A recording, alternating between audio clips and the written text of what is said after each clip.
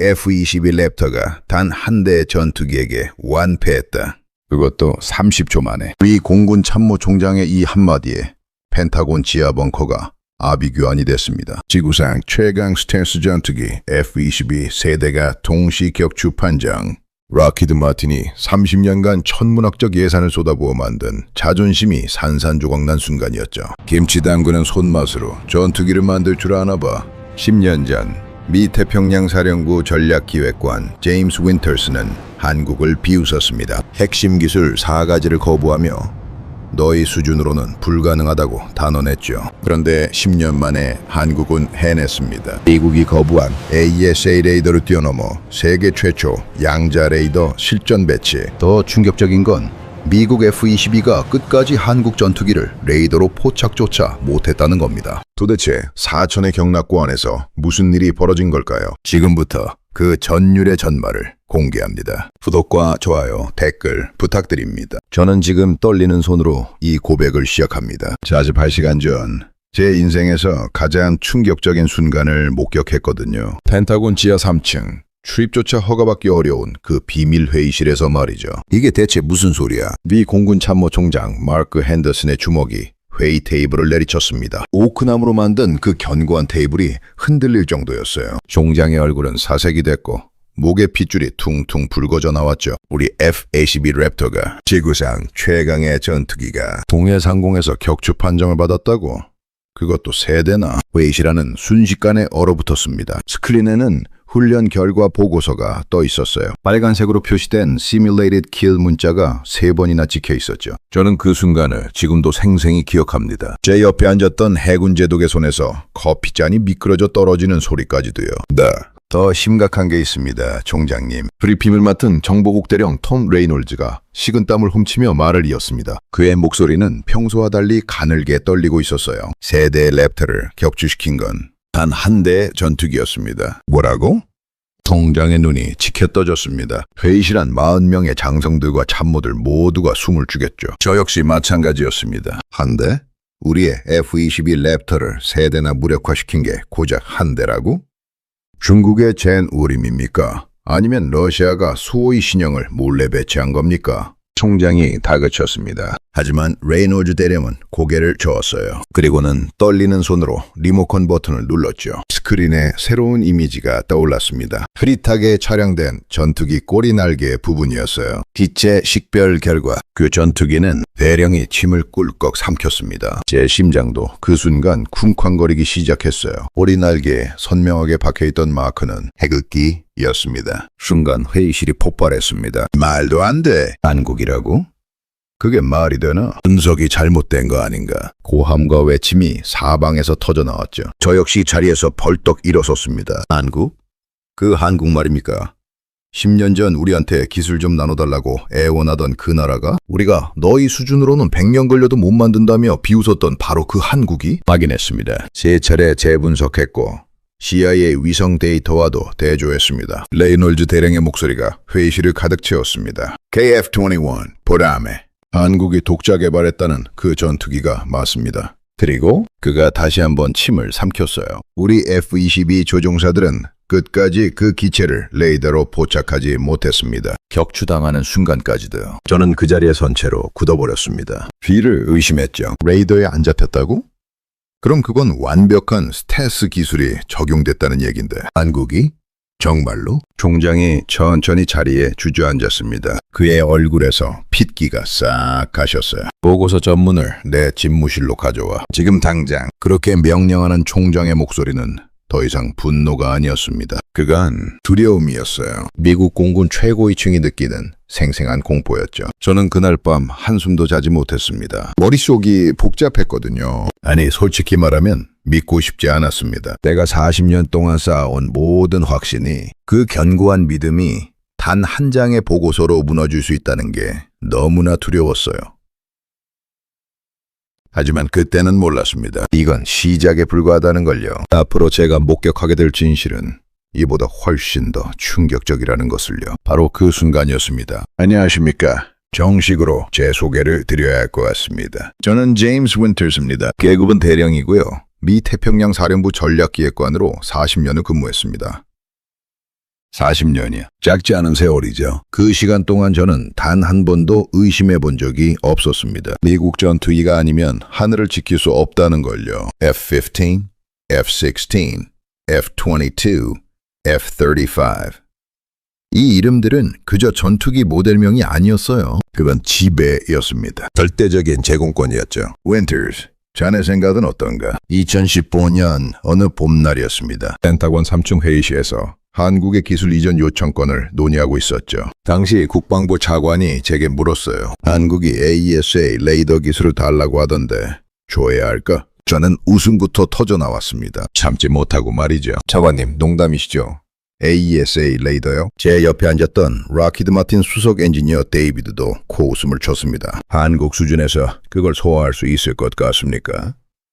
우리도 완성하는데 20년 걸렸는데요. 회의실 안은 웃음바다가 됐어요. 모두가 한국의 요청을 우스꽝스럽게 여겼죠. 저 역시 마찬가지였습니다. 차관님, 솔직히 말씀드리죠. 제가 자리에서 일어나 말했습니다. 한국은 좋은 나라입니다. 우리의 든든한 동맹이고요. 하지만 첨단 전투기 개발은 차원이 다른 문제예요. 이건 단순히 부품 조립하는 게 아니거든요. 저는 회의 테이블 위에 놓인 기술 명세서를 손가락으로 톡톡 두드렸습니다. 능동형 전자주사 레이더, 적외선 탐색 추적 장비, 전자광학 표적 추적 장치, 무선 주파수 제모. 이 네 가지 핵심 기술은 미국이 30년을 투자해서 얻은 겁니다. 한국이 이걸 맨 땅에서 개발한다고요? 불가능합니다. 차관이 고개를 끄덕였어요. 그럼 거절하는 게 맞겠군. 당연하죠. 게다가 저는 슬쩍 목소리를 낮췄습니다. 만약 우리가 핵심 기술을 다 넘겨주면 한국이 독자 전투기를 만들어서 수출이라도 하면 어쩌려고요? 우리 F-35 장사 망하는 겁니다. 회의실에 다시 웃음이 번졌죠. 하지만 그건 냉소적인 웃음이었습니다. 며칠 후 미 의회는 한국으로의 핵심 기술 이전을 법으로 금지시켜버렸어요. 저는 그 소식을 듣고 안도했습니다. 잘 됐어. 한국이 쓸데없는 꿈 꾸지 않게 됐네. 그해 여름 동료들과 술자리가 있었어요. 다들 한국 얘기로 시끄러웠죠. 한국 사람들 진짜 웃기지 않아? 우리한테 기술 안 준다고 삐져서 혼자 만들겠대. 정보국에서 온 친구 마이클이 맥주잔을 들며 말했습니다. KF-21이라고 이름도 벌써 지어놨대. 한국형 전투기 프로젝트래. 저는 그 말에 피식 웃음이 나왔어요. KF-21? 이름은 거창하네. 근데 뭘로 만들 건데? 김치 담그는 도구로? 제 농담에 테이블이 웃음으로 떠들썩해졌습니다. 마이클이 손뼉까지 치며 받아쳤죠. 맞아, 윈터스. 김치 담그는 손맛으로 전투기 만들 줄 아나 봐. 우리는 한참을 웃었습니다. 진심으로 우습다고 생각했어요. 한국이 첨단 전투기를 만든다는 게 말이죠. 내 군생활 40년 걸고 장담하는데 저는 맥주를 단숨에 들이켰습니다. 한국이 제대로 된 전투기 만드는 날엔 내가 태극기 들고 광화문 앞에서 절이라도 하지. 모두가 박장대소했죠. 그건 불가능한 일이었으니까요. 절대로 일어날 수 없는 일이었으니까요. 하지만 그때 저는 몰랐습니다. 그 순간 한국의 사천이라는 작은 도시에서 수백 명의 엔지니어들이 밤을 새워가며 무언가를 만들고 있다는 걸요. 그들이 우리의 비웃음을 분노로, 그 분노를 연료로 삼아 불가능을 가능으로 바꾸고 있다는 걸요. 윈터스, 근데 진짜 한국이 만들면 어쩌려고? 마이클이 농담조로 물었습니다. 걱정 마. 안 돼. 절대로 안 된다고. 저는 자신만만하게 대답했어요. 그게 제 인생 최대의 오판이 될 줄은 꿈에도 모른 채로요. 미국 전투기가 아니면 하늘을 지킬 수 없다. 이건 진리야. 변하지 않는 진리라고. 그렇게 말하는 제 목소리에는 확신이 가득했습니다. 오만이라고 할 수도 있었죠. 하지만 그게 당시 제 진심이었어요. 10년 후 그 확신이 산산조각나는 순간을 목격하게 될 줄은 정말 몰랐습니다. 그리고 그 순간이 바로 이틀 전 펜타곤 지하회의실에서 찾아왔던 거예요. 2015년 그 봄날로 다시 돌아가 보겠습니다. 제가 얼마나 오만했는지, 얼마나 안일했는지를 정확히 보여드리고 싶어서요. 장관님, 정말 죄송합니다만 한국 국방부 장관이 미 국방장관 앞에 앉아 있었습니다. 워싱턴 DC 국방부 귀빈실이었죠. 저는 그 자리에 배석 참모로 함께 있었어요. 한국 장관의 얼굴에는 간절함이 묻어났습니다. 그의 손은 서류 가방을 꽉 쥐고 있었고요. 한 번만 더 검토해 주실 수 없겠습니까? 우리는 정말로 필요합니다. 핵심 4가지 기술만이라도. 미 국방장관 제임스 매티스가 손을 들어 말을 끊었습니다. 장관님, 이미 의회에서 결정된 사항입니다. 제 권한 밖의 일이에요. 하지만 우리는 동맹국이지 않습니까? 한국 장관의 목소리가 높아졌어요. 절박함이 묻어났죠. 북한의 위협은 날로 심각해지고 있습니다. 중국은 젠20 스텔스기를 배치했고요. 우리에게도 자체 방어 능력이 필요합니다. 매티스 장관이 한숨을 내쉬었습니다. 그래서 F-34를 판매해드리겠다고 제안한 거 아닙니까? 40대를 특별 할인가로 드린다니까요? 우린 기술이 필요합니다. 완제품이 아니라. 한국 장관이 자리에서 벌떡 일어났어요. 그의 눈빛은 타들어가고 있었습니다. 영원히 남의 전투기만 사서 쓰라는 겁니까? 우리 엔지니어들은, 우리 기술진들은 대체 뭡니까? 순간 회의실이 싸늘해졌습니다. 저는 옆에 서서 그 광경을 지켜봤어요. 솔직히 말하면 조금 불편했습니다. 한국 장관의 절박함이 느껴졌거든요. 장관님, 진정하십시오. 매티스 장관이 차가운 목소리로 말했습니다. 기술 이전은 불가능합니다. 이건 단순히 동맹 문제가 아니에요. 미국의 국가 안보가 걸린 문제입니다. 한국 장관이 고개를 떨구었어요. 그의 어깨가 축 처졌죠. 그럼 우리 스스로 만들겠습니다. 뭐라고요? 매티스 장관이 눈을 크게 떴습니다. 저도 마찬가지였어요. 우리 힘으로 전투기를 개발하겠습니다. AESA 레이더도 적외선 추적 장비도 전부 다 우리 손으로 만들겠습니다. 그 순간 저는 참지 못하고 킥킥 웃음이 새어나왔습니다. 너무 황당해서요. 옆에 서 있던 공군 장성도 고개를 절레절레 흔들었죠. 장관님, 매티스 장관이 안타까운 눈빛으로 한국 장관을 바라봤어요. 현실적으로 생각하십시오. 그 기술들은 미국이 30년을 투자해서 얻은 겁니다. 천문학적인 예산과 수만 명의 인력이 필요했어요. 우리도 합니다. 한국 장관의 목소리는 떨리고 있었지만 동시에 단호했습니다. 5년 안에 시제기를 만들어 보이겠습니다. 10년 안에 실전 배치하겠습니다. 회의실에 무거운 침묵이 흘렀어요. 그리고 매티스 장관이 웃기 시작했습니다. 저도 다른 참모들도 따라 웃었죠. 그건 비웃음이었어요. 5년이요? 장관님, 농담도 정도껏 하셔야죠. 락히드 마틴 대표가 끼어들었습니다. AESA 레이더 하나 개발하는데도 10년은 걸립니다. 그것도 기반 기술이 있다는 전제하에서요. 한국은 그 기반조차 없지 않습니까? 한국 측 수행원 중 한 명이 벌떡 일어났어요. 젊은 엔지니어처럼 보였습니다. 우리에게 삼성이 있습니다. LG가 있고요. 현대가 있습니다. 반도체 만드는 회사들이 전투기랑 무슨 상관입니까? 제가 비꼬듯 말했습니다. 그 젊은 엔지니어가 저를 노려봤어요. 그의 눈빛에는 분노가 타오르고 있었죠. 두고 보십시오. 우리가 해내는 걸 보게 될 겁니다. 네네, 기대하고 있을게요. 저는 손을 흔들며 대수롭지 않게 대답했습니다. 완전히 무시하는 태도였죠. 회의는 그렇게 결렬됐어요. 한국 대표단이 회의실을 나갈 때 장관의 뒷모습이 아직도 기억납니다. 굽은 어깨, 무거운 발걸음. 하지만 그의 주먹은 꽉 쥐어져 있었어요. 불쌍한 사람들. 매티스 장관이 중얼거렸습니다. 현실을 모르는 거야. 전투기 개발이 그렇게 호락호락한 줄 아나 봐. 저는 고개를 끄덕였습니다. 장관님 말씀이 맞습니다. 차라리 F-35를 사는 게 훨씬 현명한 선택이죠. 그날 저녁, 저는 동료들과 저녁을 먹으며 한국 얘기를 계속했어요. 오늘 한국 사람들 봤어? 진짜 웃기더라. 5년 안에 만들겠대. 꿈도 야무지지. 10년 걸려도 시제기 하나 겨우 만들 텐데 우리는 한참을 떠들었습니다. 한국의 계획을 조롱하면서요. 그날 밤 집에 돌아와서도 저는 웃음이 나왔어요. 아내에게 오늘 있었던 일을 얘기했죠. 여보, 오늘 한국 사람들이 와서 전투기 혼자 만들겠대. 5년 안에. 아내도 피식 웃었습니다. 한국이요? 그 작은 나라가? 그러게 말이야. 김치나 잘 만들면 되지. 무슨 전투기를 만들어? 하지만 그때 저는 몰랐습니다. 그날 밤 한국의 사천에서는 비상회의가 열리고 있었다는 걸요. 수백 명의 엔지니어들이 모여 맹세하고 있었다는 걸요. 미국이 안 주면 우리가 만든다. 더 좋은 걸로. 그리고 그들은 정말로 시작했습니다. 하지만 우린 여전히 비웃고 있었죠. 2025년 10월 17일. 이 날짜는 제 인생에서 절대 잊을 수 없는 날이 됐습니다. 모든 게 뒤집힌 날이거든요. Red Team, 이쪽은 Blue One. 훈련 개시 준비 완료. 한미연합 공중훈련 날이었어요. 저는 오산 공군기지 관제탑에 서 있었습니다. 동해상공. 고도 3만 피트에서 진행되는 모의 공중전을 지켜보기 위해서였죠. Blue One.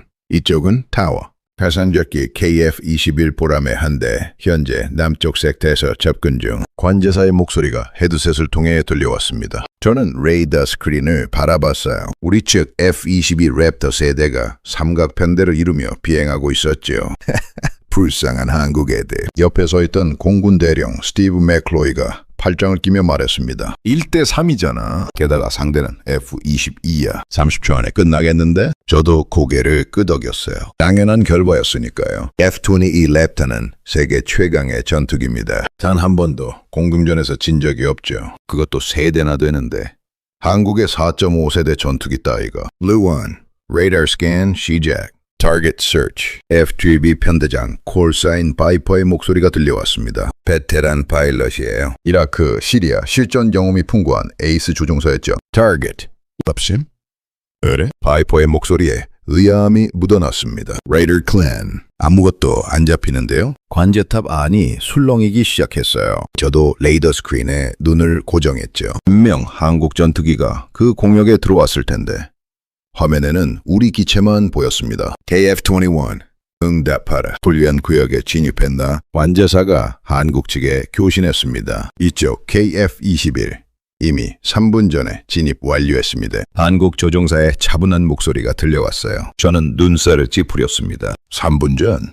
그럼 벌써 우리 레이더 범위 안에 있다는 건데. Blue One, 고도 변경해서 재탐색. 알겠습니다. 고도 4만 피트로 상승. 잠깐! 갑자기 바이퍼의 목소리가 날카로워졌습니다. 경고음.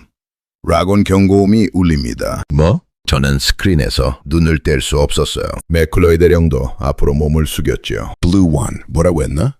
렉온? 긴급 회피, 긴급 회피. 바이퍼의 비명에 가까운 목소리가 터져나왔습니다. 관제탑의 모든 사람들이 얼어붙었어요. 미사일 라곤 경고. 누가 쏜 거야? 어디서 쏘는 거냐고. Blue 2, Blue 3도 동시 라곤 당했습니다. 플레이어, 전개. 챕, 살포. 제대 F-22가 동시에 회피 기동을 시작했습니다. 레이더 스크린에서 우리 기체들이 급선회하며 사방으로 흩어졌어요. 하지만 안 풀려. 라곤이 안 풀린다고. 바이퍼의 목소리가 점점 높아졌습니다. 패닉 상태였어요.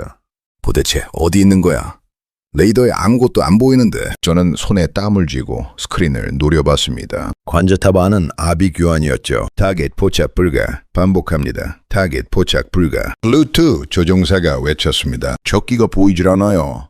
유령이랑 싸우는 것 같습니다. 그때였습니다. 왜다? 위에 있어. 블루3의 절규가 들려왔어요. 고도 45,000. 태양 방향에서. 으악! 순간 통신이 잠시 끊겼습니다. 그리고 블루3 격추 판정. 시뮬레이션 킬. 냉정한 시스템 음성이 울려 퍼졌어요. 뭐라고? 저는 믿을 수가 없었습니다. F-20가 격추됐다고? 그것도 적기를 한 번도 보지 못한 채로? 블루1, 블루2. 12시 방향 급강하, 적기 포착. 바이퍼가 외쳤습니다. 드디어 본 거죠. 하지만 너무 늦었습니다. 빠르다. 너무 빨라. 블루2의 다급한 목소리. 따라잡을 수가? 블루2, 격추 판정. 시뮬레이션 킬.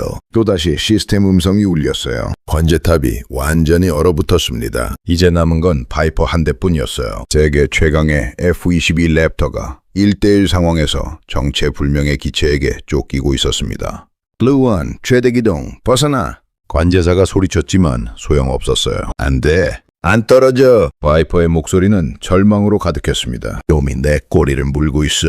어떻게 해도 안 떨어진다고. 수직 상승, 실속 기동. 이미 했어. 다 해봤다고. 근데 놈은 마치... 바이퍼의 목소리가 떨렸습니다. 마치 내 생각을 읽는 것처럼 움직여. 그 순간이었어요. 스크린에 갑자기 희미한 점 하나가 나타났습니다. 바이퍼의 바로 뒤 300m 거리였죠. 저건 맥클로이 대령이 중얼거렸어요. 회색빛 기체가 구름을 뚫고 모습을 드러냈습니다. 유선형의 날렵한 실루엣, 그리고 꼬리 날개에 선명하게 그려진 태극기. 제 입에서 신음처럼 단어가 흘러나왔습니다. 블루1, 최종 격추 판정. 훈련 종료. 시스템 음성이 차갑게 선언했어요. 소요시간 3분 42초. 관제탑은 무덤처럼 고요했습니다. 아무도 입을 열지 못했어요. 30초가 아니었습니다. 3분이었죠. 하지만 그게 중요한 게 아니었어요. 미국의 F-22 랩터 세대가 단 한 대 한국 전투기에게 완패했습니다. 저는 그 자리에 선 채로 굳어버렸어요. 심장이 미친 듯이 뛰었죠. 이게 대체... 맥클로이 대령이 떨리는 목소리로 말했습니다. 뭐가 어떻게 된 거야? 하지만 저도 대답할 수 없었어요. 10년 전 우리가 그토록 비웃었던 그 나라가 불가능하다고 단언했던 그 전투기가 지금 막 미국의 자존심을 박살냈으니까요. 훈련이 끝난 후 관제탑은 혼돈 그 자체였습니다. 지금 당장 데이터 분석팀 불러. 맥클로이 대령이 고함을 질렀어요. 그의 얼굴은 불그락불락했죠. 레이더 오류일 거야. 분명 시스템 에러가 있었을 거라고. 하지만 저는 알고 있었습니다. 에러가 아니라는 걸요. 제 눈으로 똑똑히 봤거든요. 그 회색빛 기체가 구름을 가르며 우리 전투기들을 압도하는 걸요. 윈터스 대령님. 젊은 분석관이 다가왔습니다. 그의 손에는 태블릿이 들려 있었어요. 1차 분석 결과 나왔습니다. 말해봐. 내 목소리가 갈라졌습니다. 긴장했거든요. KF-최빈의 레이더 반사 면적. 믿기지 않겠지만 분석관이 침을 삼켰어요. 율펀 일봉인 제곱미터 이하입니다. FT12보다 낮아요. 그게 말이 되나? 맥클로이가 태블릿을 낚아챘습니다. 화면을 노려보더니 벽에 집어던졌죠. 거짓말이야. 한국이 그런 스텔스 기술을 가질 리 없어. 하지만 숫자는 거짓말하지 않습니다. 저는 천천히 의자에 주저앉았어요. 머리가 복잡했죠. 중국이야. 분명 중국 기술을 훔쳤을 거야. 저는 스스로를 설득하려 했습니다. 아니면 러시아. 러시아에서 몰래 기술을 받았을지도 몰라. 대령님. 또 다른 분석관이 보고서를 들고 왔어요. 기동 패턴 분석했습니다. KF-21의 선회율과 가속도가 얼마나 되는데? F-22 대비 120%입니다. 저는 귀를 의심했어요. 120%? 그럼 우리 전투기보다 빠르고 민첩하다는 얘긴가? 엔진 출력을 높인 거겠지. 제가 억지로 말했습니다. 그래, 연료를 미친 듯이 때려 넣으면 일시적으로 가능해. 하지만 오래 못 가. 곧 과열될 테니까. 그게 분석관이 고개를 저었어요. 40분 동안 지속됐습니다. 과열 징후는 전혀 없었고요. 말도 안 됩니다. 그건 완전히 새로운 엔진 기술이라는 뜻이었거든요. 해킹이야. 맥클로이가 소리쳤습니다. 한국이 우리 시스템을 해킹해서 데이터를 조작한 거라고. 그래, 분명 그럴 거야. 저는 고개를 들었어요. 그 말이 맞았으면 좋겠다는 생각이 들었죠. 하지만 대령님, 조종사들 증언 들어보셨습니까? 한 참모가 조심스럽게 물었습니다. 바이퍼 소령이 뭐라고 했는지 아십니까? 저는 아직 듣지 못했어요. 바이퍼는 착륙하자마자 의무실로 직행했거든요. 충격이 너무 컸나 봅니다. 뭐라고 하던가? 놈은 유령이었다. 진짜 유령이었다고 했습니다. 참모가 목소리를 낮췄어요. 그리고 내 군생활 20년 동안 저런 비행은 처음 봤다. 인간이 조종하는 게 맞나 싶었다고도 했습니다. 관제탑 안이 다시 조용해졌어요. 모두가 서로의 얼굴만 쳐다봤죠. 러시아 조종사를 데려온 거 아닐까? 누군가 중얼거렸습니다. 아니야. 중국 인민해방군 소속일 수도. 통신 음성 분석 결과 한국인 맞습니다. 분석관이 끊었어요. 저는 창밖을 바라봤습니다. 저 멀리 활주로에 KF-21이 착륙하고 있었어요. 캐노피가 열리고 조종사가 내렸죠. 한국 공군 비행복을 입은 젊은 파일럿이었습니다. 저 젊은이가 저 사람이 우리 에이스를 이긴 거야? 믿을 수가 없었어요. 믿고 싶지도 않았죠. 윈터스, 맥클로이가 제 어깨를 잡았습니다. 이거 펜타곤에 보고해야 하나? 해야죠. 제가 대답했어요. 하지만 목소리는 떨리고 있었습니다. 하지만 뭐라고 보고하지? F-22 세대가 한국 전투기 한 대한테 완패했다고. 그것도 적기를 제대로 보지도 못한 채로 사실대로 보고해야지. 하지만 저 스스로도 확신이 없었어요. 이 결과를 믿을 수 있을까? 정말 한국이 우리를 뛰어넘은 걸까? 아니야.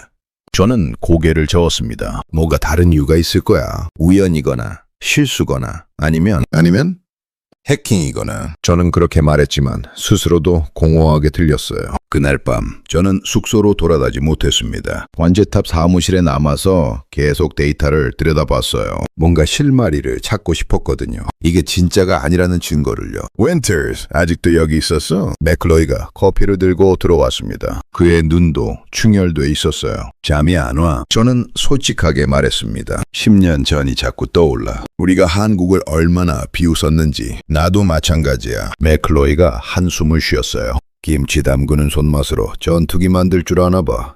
기억나? 그거 자네가 한 말이잖아. 기억나. 내 얼굴이 화끈거렸습니다. 근데 말이야, 윈터스. 맥클로이가 창밖을 바라봤어요.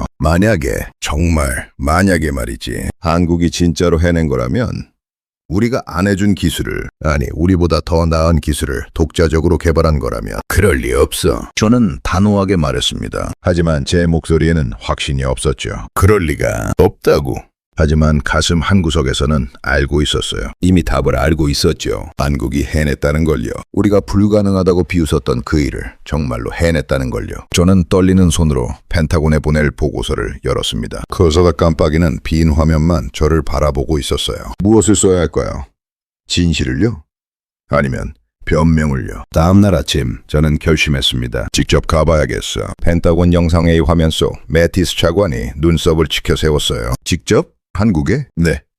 사천에 있는 KAI 본사로 가겠습니다. 저는 단호하게 말했습니다. 데이터만 봐서는 답이 안 나옵니다. 제 눈으로 직접 확인하고 싶습니다. 회의실에 참석한 장성들이 웅성거리기 시작했어요. 누군가는 고개를 끄덕였고 누군가는 미간을 찌푸렸죠. 윈터 스테디엄, 락히드 마틴 부사장 톰 웨버가 끼어들었습니다. 한국이 우리를 속인 겁니다. 해킹이든 뭐든 분명 불법적인 방법을 썼을 거예요. 그럼 증거를 찾아야죠. 제가 반박했습니다. 추측만으로는 아무것도 할 수 없습니다. 제가 가서 직접 조사하겠습니다. 혹시 CIA 국장 데이비드 코언이 조심스럽게 말했어요. 윈터 스테디엄, 혹시 한국이 정말로 독자 기술로 만들었다면 어쩔 겁니까? 순간 회의실이 조용해졌습니다. 모두가 저를 바라봤어요. 그럼 그것대로 보고하겠습니다. 저는 천천히 대답했습니다. 우리가 알아야 합니다. 한국이 어떻게 이걸 해냈는지. 그래야 대응할 수 있으니까요. 매티스 차관이 고개를 끄덕였어요. 좋아.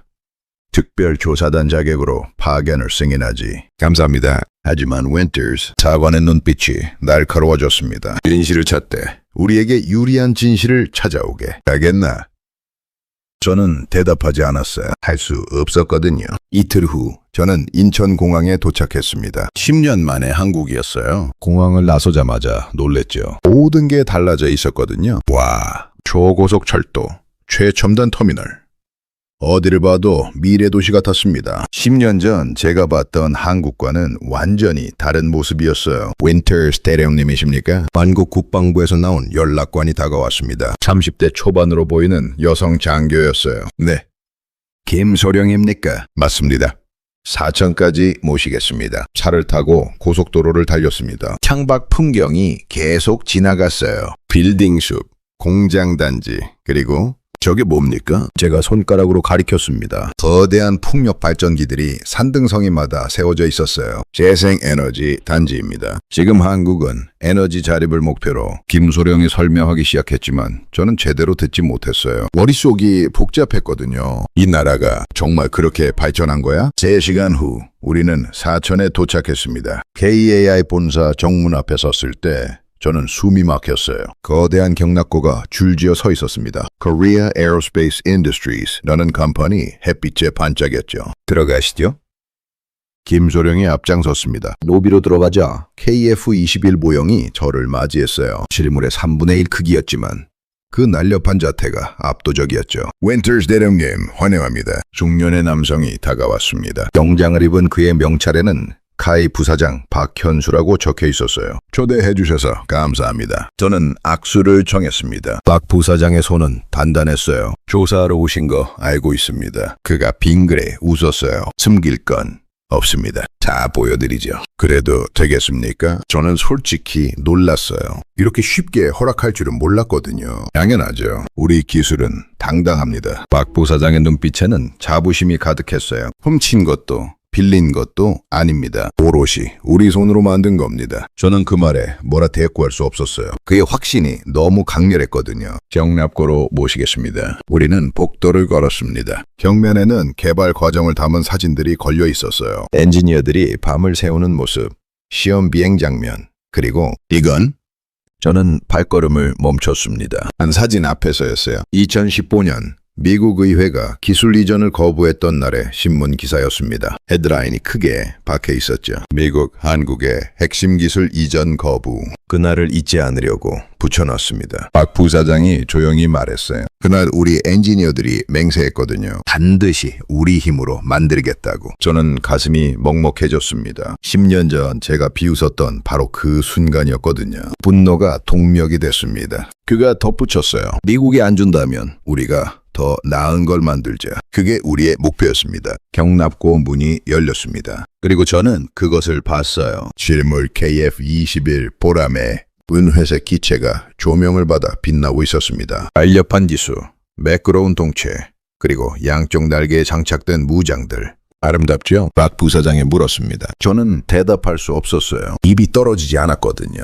이게 한국이 만든 거라고? 10년 전 우리가 불가능하다고 했던 바로 그것이 제 눈앞에 있었습니다. 만져보시겠습니까? 네?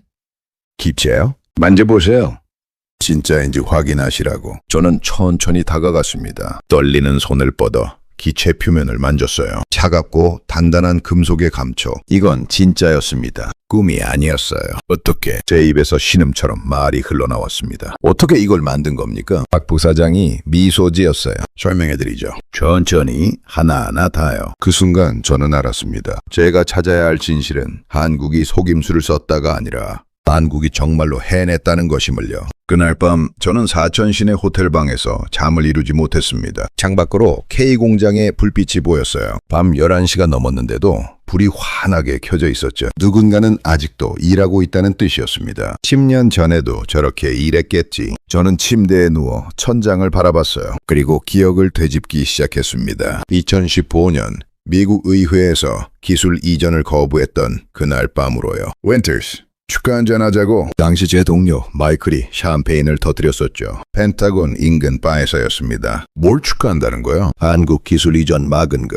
우리가 이겼잖아. 마이클이 환하게 웃었어요. 주변 동료들도 모두 잔을 들었죠. 솔직히 말해서 말이야. 공군 소령 출신 데이브가 끼어들었습니다. 한국한테 기술 줬으면 큰일 날 뻔했어. 걔네가 전투기 만들어서 싸게 팔기 시작하면 우리 방산업체 다 죽는 거야. 맞아. 우리가 방어한 거지. 미국 산업을. 저도 그때는 그렇게 생각했어요. 우리가 잘한 거라고요. 근데 한국 사람들 표정 봤어? 마이클이 킥킥거렸습니다. 완전 멘붕이던데. 특히 그 젊은 엔지니어. 뭐라고 했더라? 우리에게 삼성이 있다? 모두가 웃었어요. 저도 웃었죠. 반도체 만드는 회사가 전투기를 만든대. 코미디지 뭐. 하지만 지금 생각해보면 그 젊은 엔지니어의 눈빛이 기억나요. 분노와 결의로 타오르던 그 눈빛이요. 우리를 비웃는 거죠? 좋아요. 두고 보세요. 그가 마지막으로 했던 말이었습니다. 저는 그때 대수롭지 않게 여겼어요. 침대에서 일어나 창가로 갔습니다. KAI 공장 쪽을 바라봤죠. 그 엔지니어가 혹시 지금 저기서 일하고 있는 걸까? 문득 궁금해졌어요. 10년 전 그 청년이 지금 무엇을 하고 있을지. 핸드폰이 울렸습니다. 미국에서 온 전화였어요. 여보세요? 윈터스 나야. 맥클로이. 동료의 목소리가 들렸습니다. 어때? 뭔가 찾았어? 아직은? 저는 조심스럽게 대답했어요. 매일 본격적으로 조사 시작할 거야. 해킹 증거 찾았어? 아니면 중국이나 러시아 기술 훔친 흔적? 맥클로이. 저는 한숨을 쉬었습니다. 만약에, 정말 만약에 말이야. 한국이 진짜로 독자 개발한 거라면. 전화 너머로 침묵이 흘렀어요. 한참 후 맥클로이가 말했습니다. 그럴 리 없어. 절대로. 하지만 오늘 실물을 봤어. 그리고 대단했어. 정말로. 윈터스, 너 설마. 맥클로이의 목소리가 날카로워졌어요. 넘어간 거 아니지? 한국 사람들한테 세뇌당한 거야? 아니 그게 아니라. 정신 차려. 우린 조사하러 간 거야. 심창하러 간 게 아니라고. 맥클로이가 소리쳤습니다. 저는 핸드폰을 귀에서 떼었어요. 내일 다시 전화할게. 통화를 끊고 저는 다시 창밖을 바라봤습니다. 내가 뭘 찾고 있는 걸까? 한국이 잘못했다는 증거. 아니면 한국이 정말 대단하다는 확신, 과거가 다시 떠올랐어요. 10년 전 또 다른 기억이었습니다. 한국 대표단이 미국을 떠나던 날이었어요. 공항 라운지에서 우연히 마주쳤죠. 윈터스 대령님, 한국 국방부 차관이 저를 알아봤습니다. 안녕하십니까? 저는 어색하게 인사했어요. 그의 얼굴에는 피로가 가득했죠. 기술 이전 건 아쉽습니다. 예.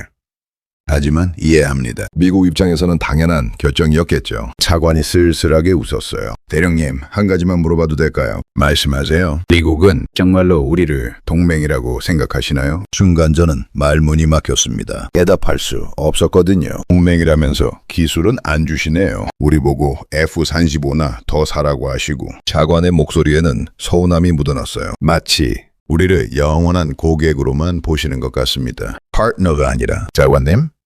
괜찮습니다. 그가 손을 흔들었어요. 우리가 증명하면 되니까요. 우리도 할 수 있다는 걸요. 10년은 걸릴 겁니다. 제가 솔직하게 말했어요. 아니, 10년으로도 부족할 수 있습니다. AESA 레이더 하나 개발하는데도. 그럼 20년 걸리면 20년 하는 거죠. 차관이 단호하게 말했습니다. 30년 걸리면 30년 하고요. 우리 세대가 못하면 다음 세대가 하는 겁니다. 왜 그렇게까지 하시려는 겁니까? 자존심입니다. 학원의 눈빛이 빛났어요. 우리는 더 이상 도움을 구걸하는 나라가 아니고 싶습니다. 우리 힘으로 서고 싶어요. 그날의 대화가 지금도 생생합니다. 저는 그때 그 말을 대수롭지 않게 여겼어요. 그냥 자존심 상한 사람의 빈말이라고 생각했죠. 하지만 틀렸습니다. 그들은 정말로 했어요. 10년 만에요. 핸드폰 알람이 울렸습니다. 새벽 3시였어요. 저는 여전히 잠들지 못하고 창가에 서 있었죠. KAI 공장의 불은 여전히 켜져 있었습니다. 저 안에서 누군가는 또 밤을 새우고 있겠지. 10년 전에도, 오늘도, 그리고 내일도 끊임없이 도전하고 실패하고 다시 일어서는 사람들. 우리가 비웃었던 그 사람들이요. 나는 뭘 했지? 10년 동안? 갑자기 부끄러워졌습니다. 저는 편안한 사무실에 앉아서 한국을 비웃고만 있었죠. 하지만 그들은 밤낮 없이 땀 흘리며 불가능을 현실로 만들고 있었던 겁니다. 침대로 돌아가 누웠어요. 눈을 감았지만 잠은 오지 않았습니다. 내일이면 알게 되겠죠. 한국이 어떻게 이 기적을 만들어냈는지, 그리고 저는 그 진실을 받아들일 준비가 돼 있는지. 다음날 아침 9시 저는 다시 K 본사에 있었습니다. 대령님, 이쪽입니다. 박 부사장이 저를 깊은 복도로 안내했어요. 보안 게이트를 3번이나 통과했죠. 여긴 일반인은 물론이고 우리 직원들도 허가 없이는 못 들어옵니다. 핵심 연구동입니까? 맞습니다. 여기서 KF-21의 심장이 만들어졌죠. 문이 열렸습니다. 넓은 연구실이 펼쳐졌어요. 수십 명의 엔지니어들이 각자의 자리에서 일하고 있었죠. 여기가 레이더 개발팀입니다. 박 부사장이 한 구역을 가리켰어요. 거대한 모니터들이 복잡한 데이터를 뿜어내고 있었습니다. 대령님, 소개하죠. 이쪽은 우리 수석 레이더 엔지니어 최진우 박사입니다. 30대 후반으로 보이는 남성이 다가왔어요. 안경 너머로 날카로운 눈빛이 느껴졌죠. 반갑습니다, 윈터스 대령님. 안녕하십니까. 저는 악수를 청하며 그를 자세히 보았습니다. 어디선가 본 듯한 얼굴이었거든요. 혹시 10년 전에? 네. 워싱턴에 갔었죠. 최 박사가 빙그레 웃었어요. 기술 이전 요청하러요. 기억하십니까? 순간 머리를 망치로 맞은 것 같았습니다. 그 젊은 엔지니어, 우리에게 삼성이 있습니다 라고 외쳤던 바로 그 사람이 눈앞에 서 있었던 겁니다. 당신이? 네. 잽니다.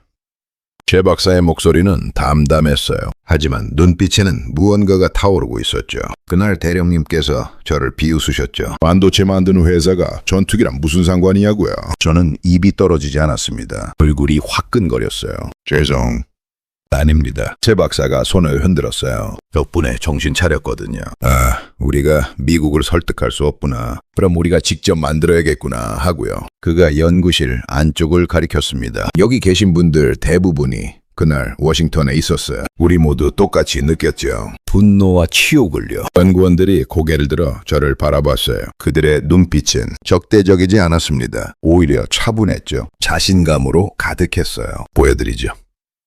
우리가 뭘 만들었는지요. 최 박사가 키보드를 두드렸습니다. 대형 스크린에 복잡한 설계도가 떠올랐어요. AESA Raider. 미국이 안 줬던 바로 그 기술입니다. 이걸 독자 개발했다는 겁니까? 물론이죠. 최 박사가 화면을 확대했습니다. 미국의 APG-77 레이더를 분석했습니다. 공개된 논문과 자료들로요. 물론 핵심 기술은 안 나와 있었죠. 그럼 어떻게? 역설계가 아닙니다. 그가 단호하게 말했어요. 우린 미국 방식을 따라하지 않았어요. 우리만의 방식을 개발했죠. 무슨 뜻입니까? 삼성의 반도체 기술, LG의 디스플레이 기술, 현대의 소재 기술, 이 모든 걸 융합했습니다. 제 박사의 목소리에 열정이 실렸어요. 미국은 군수업체가 전부 따로따로 개발하잖아요. 근데 한국은 달라요. 우리 민간 기업들이 가진 최첨단 기술을 군사용으로 전원했죠. 그게 가능합니까? 보십시오.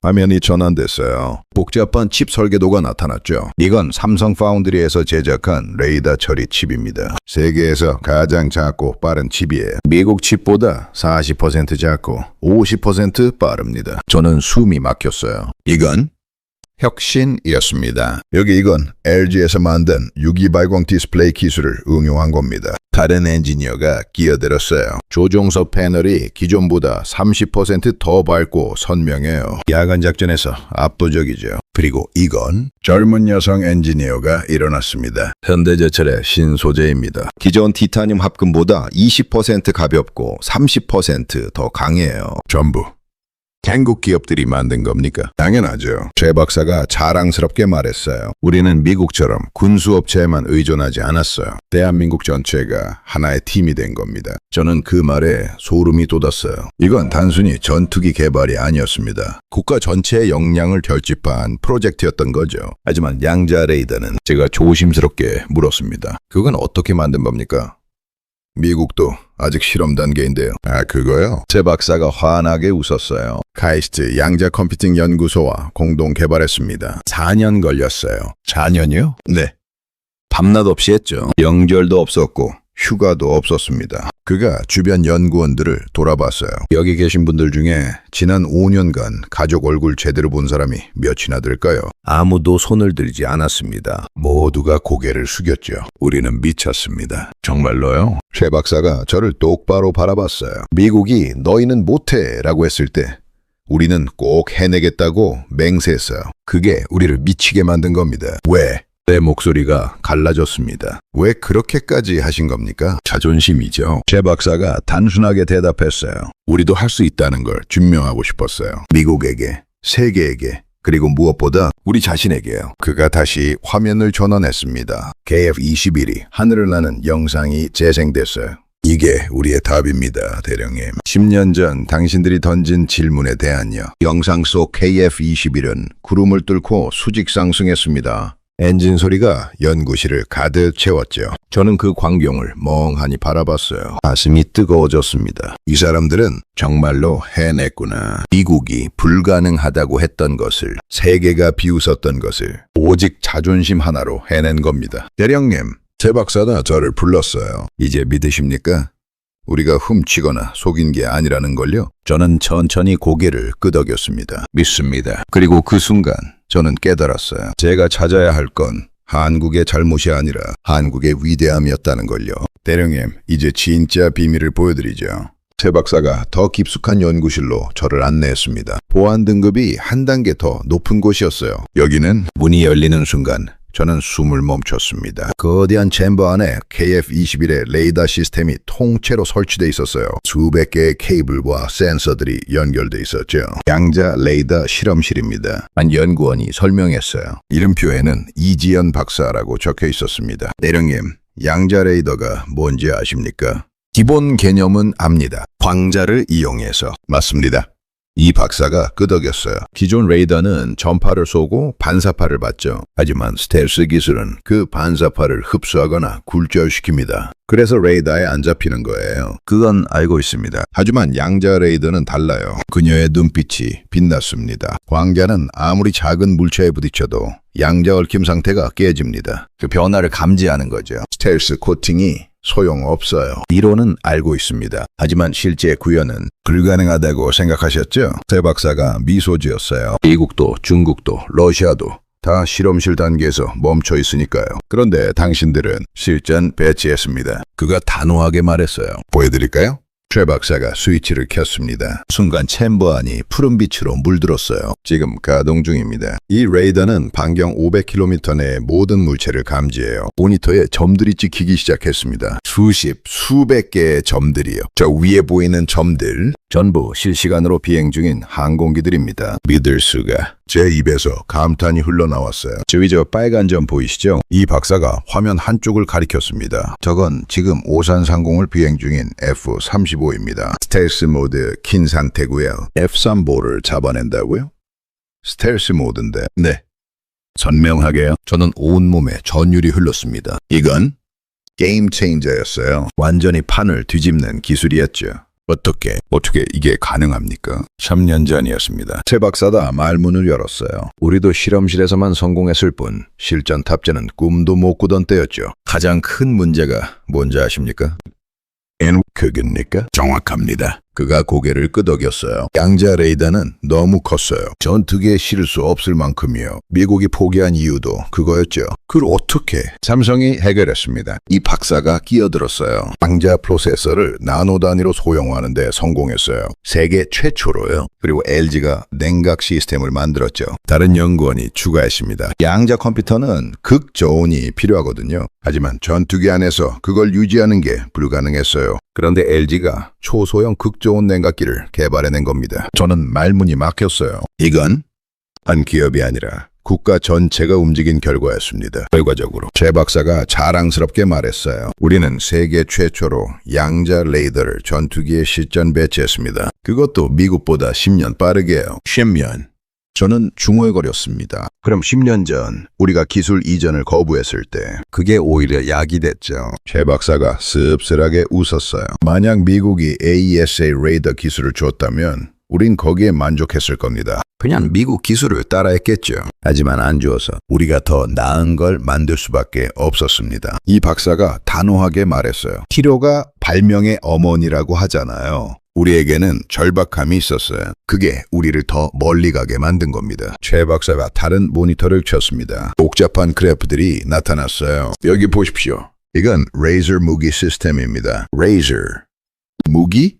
네. 미사일 요격용이자 근접전 무기죠. 화면에 시뮬레이션 영상이 재생됐습니다.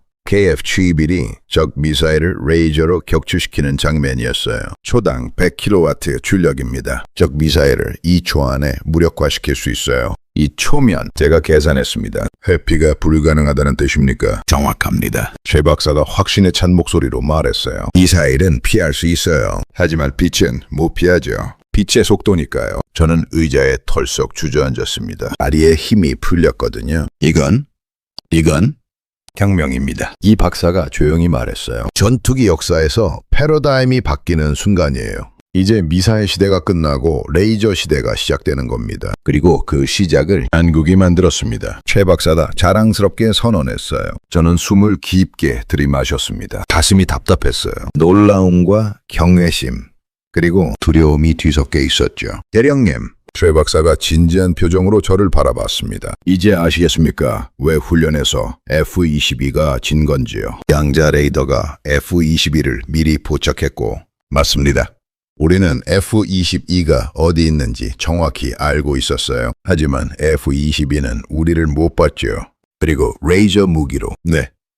만약 실전이었다면 F-22 조종사들은 무슨 일이 일어났는지도 모르고 격추됐을 겁니다. 침묵이 흘렀습니다. 무거운 숨 막히는 침묵이었어요. 대령님, 솔직히 물어보겠습니다. 최 박사가 입을 열었어요. 10년 전 우리를 비웃었을 때 이런 날이 올 거라고 상상이나 하셨습니까? 아니요? 저는 고개를 저었습니다. 전혀 상상 못했습니다. 우리도 그랬어요. 그가 쓸쓸하게 웃었어요. 하지만 해냈습니다. 불가능을 가능으로 만들었죠. 어떻게? 제 목소리가 떨렸습니다. 어떻게 이 모든 걸 10년 만에 해낸 겁니까? 간단합니다. 최 박사가 연구실 동료들을 돌아봤어요. 우리는 미국보다 더 절박했고, 더 간절했고, 더 미쳤습니다. 그게 전부예요. 저는 그 순간 깨달았습니다. 한국은 더 이상 우리의 뒤를 쫓는 나라가 아니라는 걸요. 이제 한국이 앞서가고 있었습니다. 그리고 우리가 뒤처진 거였죠. 그날 오후 저는 K를 나와 호텔로 돌아왔습니다. 머리가 터질 것 같았어요. 방에 들어가자마자 핸드폰이 울렸습니다. 펜타곤에서 온 긴급 화상회의 요청이었죠. 윈터스 보고 들어왔네. 화면에 매티스 차관이 나타났어요. 그의 표정은 굳어 있었죠. 한국이 양자 레이더를 실전 배치했다고. 정말인가? 네. 제 눈으로 확인했습니다. 말도 안 돼. 락히드 마틴 CEO 제프 헌터가 소리쳤습니다. 우리도 아직 실험 단계인데 한국이 벌써 불가능해. 하지만 사실입니다. 저는 침착하게 대답했어요. 직접 가동하는 것도 봤고 데이터도 확인했습니다. 진짜예요. 화면 속 사람들이 술렁거리기 시작했습니다. 누군가는 고개를 저었고 누군가는 책상을 쳤어요. 윈터스, CIA 국장 코언이 날카롭게 물었습니다. 혹시 자네 한국 측에 포섭된 거 아닌가? 무슨 말씀을? 자네 보고가 이상해. 마치 한국을 칭찬하는 것처럼 들린다고. 사실을 보고하는 겁니다. 저는 목소리를 높였어요. 제가 뭘 숨기겠습니까? 한국이 정말로 대단한 기술을 개발했어요. 이걸 인정해야 합니다. 인정? 맥클로이가 비웃었습니다. 그도 화상회의에 참석해 있었어요. 윈터스, 정신 차려. 한국이 우리를 속이고 있는 거야. 분명히 중국이나 러시아에서 기술 훔쳤을 거라고. 증거가 없습니다. 증거를 찾아야지. 매티스 차관이 소리쳤어요. 그러라고 자네를 보낸 거야. 한국이 잘했다는 보고서를 받으려고 보낸 게 아니라고. 저는 입을 다물었습니다. 가슴이 답답했어요. 내일부터 한국 연구원들을 개별 신문하게 구원국장이 지시했습니다. 누가 중국과 접촉했는지, 누가 러시아 자금을 받았는지 파헤쳐 반드시 뭔가 나올 거야. 하지만 국장님, 명량인의 윈터스 화상회의가 끊겼습니다. 저는 멍하니 빈 화면을 바라봤어요. 내가 뭘 하고 있는 거지? 핸드폰이 다시 울렸습니다. 이번엔 개인 전화였어요. 락히드 마틴 부사장 톰 웨버였죠. 윈터스 나야. 무슨 일입니까? 자네의 입장 이해하네. 한국 기술이 인삼적으로 보였겠지. 톰의 목소리는 부드러웠어요. 하지만 그 속에 무언가가 숨어 있었죠. 하지만 생각해봐. 만약 한국이 정말 우리보다 앞섰다는 게 알려지면 어떻게 될까? 그게 사실인데요. 사실이어도 안 돼. 톰이 단호하게 말했습니다. 우리 회사는 F-35 수출로 매년 300억 달러를 벌어. 근데 한국이 더 싼 가격에 더 좋은 전투기를 판다? 우리 망하는 거야. 그건 제 문제가 아닙니다. 자네 문제 맞아. 톰의 목소리가 차갑게 변했어요. 자네 아들 대학 등록금 누가 대주는 줄 아나? 자네 퇴직 후 자문계약 누구랑 하기로 했지? 전부 우리 회사야. 저는 숨이 막혔습니다. 협박입니까? 협박이 아니야. 사실을 말하는 거지. 톰이 차갑게 웃었어요. 자네가 한국 편을 들면 자네 미래도 없어. 간단한 거야. 전화가 끊겼습니다. 저는 핸드폰을 내려놓고 창밖을 바라봤어요. 멀리 카이 공장의 불빛이 보였습니다. 여전히 환하게 켜져 있었죠. 나는 어느 편이지? 다음 날 아침 저는 다시 카이에 갔습니다. 하지만 이번엔 CIA 요원 2명이 동행했어요. 최진우 박사님을 개별 면담하고 싶습니다. 제가 박 부사장에게 말했습니다. 그의 표정이 굳어졌어요. 무슨 이유로요? 기술 유출 가능성을 조사해야 합니다. 기술 유출? 박 부사장이 눈살을 찌푸렸어요. 우리가 뭘 훔쳤다는 겁니까? 아직 확정된 건 아닙니다. 하지만 대령님, 박 부사장이 저를 똑바로 바라봤습니다. 어제까지만 해도 우리 기술에 감탄하지 않으셨습니까? 그런데 하루 만에 입장이 바뀌셨네요. 저는 대답할 수 없었어요. 부끄러웠거든요. 미국이 압력을 넣었군요. 박 부사장이 쓸쓸하게 웃었어요. 역시 인정하기 싫으신 거죠? 한국이 미국을 뛰어넘었다는 걸요. 그게 아니라 좋습니다. 면담하십시오. 그가 문을 열었어요. 하지만 우리는 떳떳합니다. 숨길 게 하나도 없으니까요. 최 박사가 면담실로 들어왔습니다. CIA 요원들이 양쪽에 앉았어요. 박사님, 몇 가지 질문하겠습니다. CIA 요원이 서류를 펼쳤습니다. 양자 레이더 개발 과정에서 외국과 접촉한 적 있습니까? 없습니다. 중국 연구소와 교류한 적은 없습니다. 러시아 자금을 받은 적은 없습니다. 의문이 이어졌어요. 1시간, 2시간. 최 박사는 모든 질문에 똑같이 대답했죠. 없습니다. 전부 우리가 만들었습니다. 저는 그 광경을 지켜보며 가슴이 찢어지는 것 같았어요. 나는 지금 뭘 하고 있는 거지? 10년 전 우리가 한국을 비웃었습니다. 그리고 한국은 그 비웃음을 연료 삼아 불가능을 현실로 만들었죠. 이제 한국이 성공했더니 우리는 그들을 도둑 취급하고 있었습니다. 면담 끝났습니다. CIA 요원이 서류를 덮었어요. 증거 없음. 의심스러운 점도 없음. 최 박사가 자리에서 일어났습니다. 저를 바라보는 그의 눈빛이 실망으로 가득했어요. 대령님, 그가 조용히 말했어요. 어제 저는 대령님을 존경했습니다. 진실을 보려는 용기가 있다고 생각했거든요. 하지만 틀렸네요. 결국 대령님도 그들과 같은 사람이었어요. 최 박사가 문을 열고 나왔습니다. 저는 그 자리에 혼자 남아 고개를 떨구었어요. 그날 밤 저는 호텔 방에서 보고서를 쓰고 있었습니다. 키보드를 두드리는 손이 떨렸어요. 머릿속이 복잡했죠. 한국의 KF-21 기술은 의심스러운 점이 많음. 추가 조사 필요. 타자를 치다가 멈췄습니다. 손가락이 움직이지 않았어요. 이게 진실인가? 제 눈으로 본 건 분명했습니다. 한국은 정말로 독자 기술로 개발했어요. 훔친 것도 빌린 것도 아니었죠. 하지만 펜타곤은 그 진실을 원하지 않았습니다. 락히드 마틴도 CIA도 모두가 한국을 의심하기를 원했어요. 젠장.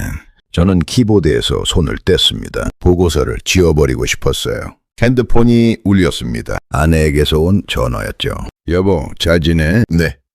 제 목소리는 힘이 없었어요. 무슨 일 있어? 목소리가 이상한데? 아니야. 그냥 피곤해서. 그래도 일은 잘 되고 있어? 저는 대답할 수 없었습니다. 뭐라고 말해야 할지 몰랐거든요. 여보, 탐웨버한테서 전화 왔더라. 아내가 말했어요. 당신이 한국에서 이상한 보고서를 올리고 있다면서.